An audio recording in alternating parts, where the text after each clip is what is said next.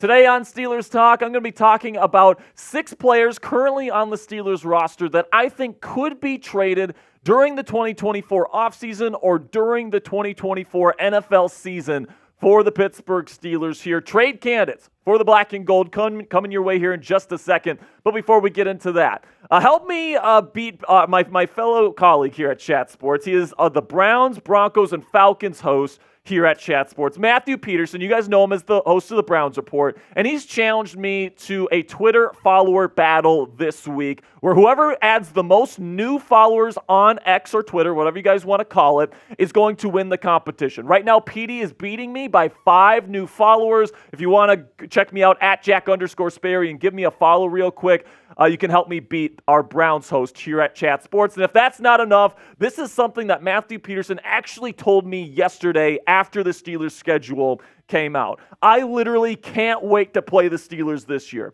Deshaun Watson is finally going to break out. The Browns have the best defense and best defensive player in the world, talking about Myles Garrett, and Steelers fans are finally going to have to watch the Cleveland Browns hoist a Lombardi trophy this year.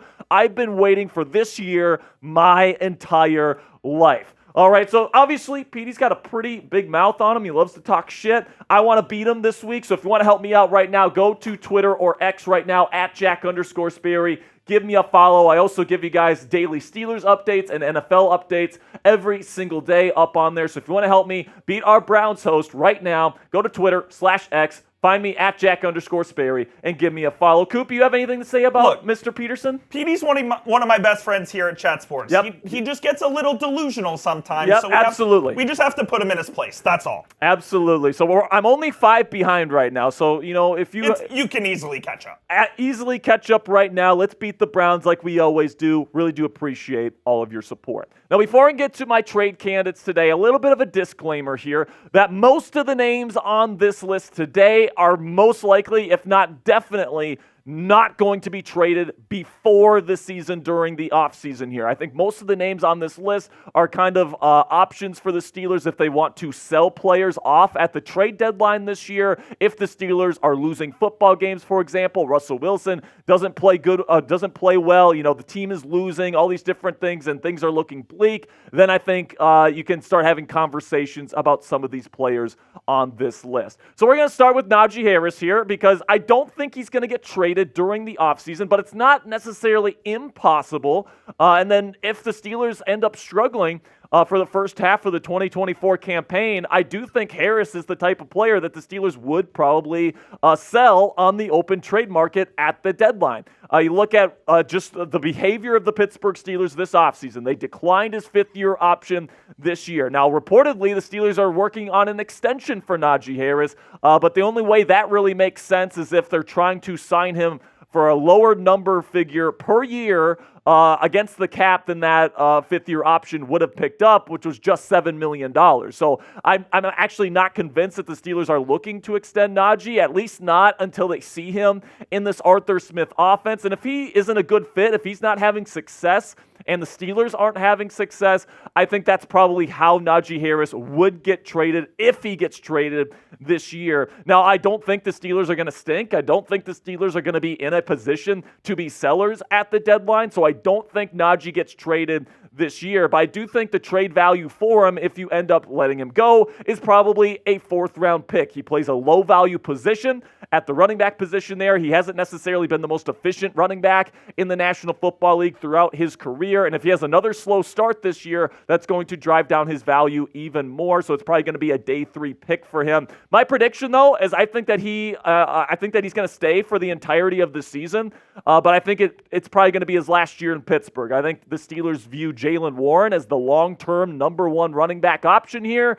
Somebody that's has a wider skill set, somebody that's more explosive at this point in their respective careers. And I think if they're going to pay one running back, it's going to be Jaylen Warren, and they'll bring somebody else in to be the number 2 running back heading into next year. Plus, if Najee doesn't get paid what he wants to get paid by the Steelers, and it's not looking like the Steelers necessarily want to pay him what he wants, it seems like he might be on his way out after this year. So take a guess for me down there in the comments section. Will 2024 be Najee Harris's last year in a Pittsburgh Steelers uniform? Give me a yes or give me a no for today's pinned comment. YouTube's going to throw you an ad break here in just a couple of seconds. When that happens, go down there, find that pinned comment at the top of the comments section, and give me a yes or a no. Now, this one might surprise some people out there, but I do think Elandon Roberts is another guy that could be dealt at the deadline if the Steelers are not playing particularly well. Roberts is entering the final year of his 2-year contract that he signed last offseason, and then the Steelers took Peyton Wilson, an inside linebacker, at the end of the 3rd round this year, and Wilson's looking damn good, man. I mean, obviously we haven't seen that much of him. It was just rookie minicamp, but this guy looks like he's going to be one hell of a football player, and he's got the smarts to be a green dot, which is the current role that Roberts currently assumes. And the other thing about Elandon is that he's a great blitzer and he's a great run defender. He's one of the best in football at those two things, but he's not necessarily the best in terms of pass defense, in terms of going out into zone coverage, man coverage, sticking with receivers and tight ends. That's not his thing. And Peyton Wilson's game is a lot more all-encompassing, where he's a really good pass defender as well in coverage. So I do think that Roberts could be moved at the deadline if the Steelers are not performing to their standards, if they're losing football games, like I said, and the season seems lost, then I do think Roberts would be a potential option to sell on the open market, and he'd probably be worth a 5th-round pick. He is a starter in this league, but he does play a low-value position, and he does have deficiencies in his game, particularly as a pass defender like we're talking about. So listen, I really like Elandon Roberts as a player. I thought he had a really good last year, and I think that this is probably going to be his last year in Pittsburgh as well, but I think that he's probably going to be here for the entirety of the season. I think he's going to have a good year here at the Pittsburgh Steelers as the green dot here in the Steelers defense. So coming up here, we got more Steelers trade candidates to talk about on today's show. But before we get into that, I want to tell you guys about our sponsor today at Fanatics. And you can go to chatsports.com/Russ right now to get an officially licensed number 3 Russell Wilson Steelers jersey in your closet today. If you're a big believer in Russell Wilson, you think that he is going to bring this football team to a whole nother level like I think he's going to this year, you can get his jersey right now by going to chatsports.com/Russ. I'm going to put the link to that in the comments and description of today's show. If you use that link, Fanatics will know that we sent you, so I greatly appreciate your support. And then another guy here, and some people are going to get mad at me here, but, Pat Freiermuth, he is on the last year of his contract. He hasn't gotten that extension done yet, and I want to make it abundantly clear here, folks.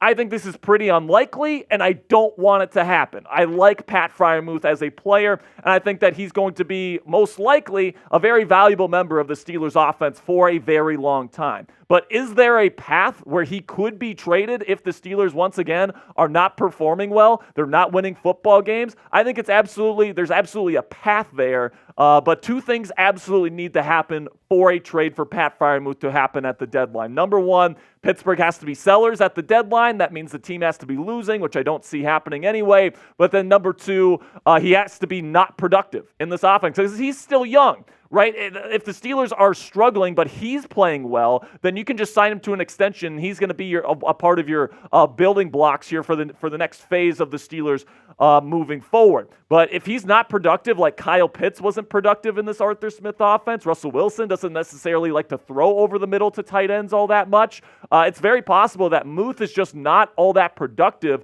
in this offense. And if the Steelers are struggling and they're selling, I think they could get a 3rd-round pick for him because he is a legitimate receiving threat at the tight end position. I know a lot of teams around the National Football League would pay a day 2 pick here for that kind of player. So I think that he's relatively valuable. I don't think he's going to get traded, but I do see a path where he could get traded, which is why he's on the list today. Then another guy that I think is a lot more likely to potentially get traded is James Daniels, the right guard here for the Pittsburgh Steelers. And the reason why Daniels is on this list and Isaac Seumalo is not going to be on this list is because Daniels is entering the final year of his contract. Seumalo still has 2 more years left on his deal. And then the Pittsburgh Steelers took an interior offensive lineman that I think is a capable starter. I would have been okay if Mason McCormick was brought in to start at center this year, but they ended up getting him and Zach Frazier, so that means McCormick might be more of a long-term plan. With Daniels slated to go out the door here in free agency. Maybe the Steelers don't want to spend a whole lot of money on an offensive guard heading into the future. With a potential quarterback contract on the horizon, maybe another wide receiver. And then another thing here is that Mason McCormick played right guard during rookie minicamp. That's where James Daniels plays. So I'm looking at Mason McCormick as probably a long-term option to replace James. I really like Daniels as a player. I think he's been one of the more solid offensive linemen over the last several years while the Steelers have had their struggles along the offensive trenches here. But I do think that James Daniels could be A, included in a trade for a wide receiver, or B, just traded straight up for a day 3 pick. I mean, he is a guard. He's not a tackle, right? So he's not going to be as valuable. I do think a 5th-round pick is probably what you would be able to get for him in a trade straight up. But if you want to go out and get a Cortland Sutton or a DK Metcalf or a Deebo Samuel this offseason, I do think James Daniels could be a potential piece to watch out for this offseason. Then we got Donte Jackson here. Of course, you might be saying, Jack, we just traded for Donte Jackson, and you would be 100% right about that. There's no way Donte is getting traded during the offseason, but watch out for him during the trade deadline potentially, especially if Corey Trice Jr. rises up the depth chart here. If Corey Trice really comes out and has a great camp and he usurps Donte Jackson as the second option at outside corner and they don't want to move him into the slot, then Donte is absolutely somebody that could get moved at some point during the 2024 season. And again, he is another guy that's on the last year of his contract. And I just think that, he's somebody that's a solid outside cornerback starter in this league, and you could probably net a 5th or a 6th round pick for his services. He's nothing special, so you're not going to get like a day 2 pick for him or anything like that. But if Corey Trice Jr. really explodes onto the scene here and really solidifies himself as the number 2 outside corner in 2024, and the Steelers are selling, I do think Donte Jackson could potentially be on the chopping block as well. And then somebody that I think is a little bit more likely to hit the trade block here, Dan Moore Jr.,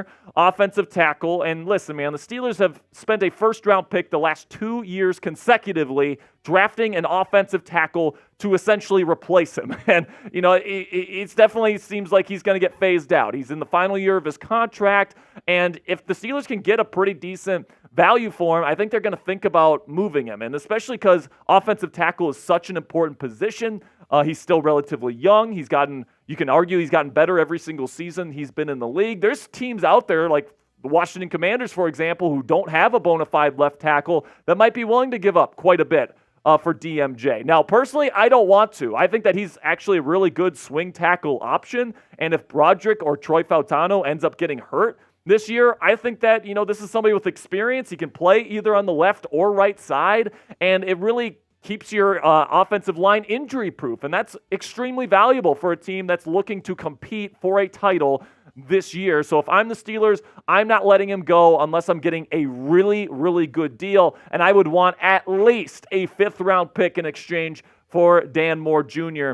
I saw an article the other day here that said, Steelers would trade Dan Moore Jr. for a 7th-round pick. I'm not giving up Dan Moore Jr. and that injury insurance for a 7th-round pick. No way. An early a day 3 pick, maybe, but a late day 3 pick, I'm saying I'm going to keep my good swing tackle. Now let me know down there in the comments section which Steelers player on the roster right now is the most likely to be traded at some point during this year, whether it be during the offseason or whether it be before the trade deadline. Is it Najee Harris? Is it Dan Moore Jr.? Is it, I don't know, Elandon Roberts? Let me know down there in the comments section what you guys have to say down there in the comments.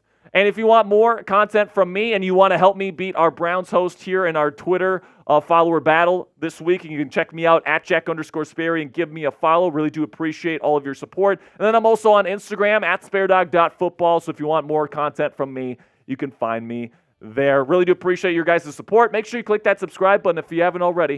And until next time, here we go, Steelers.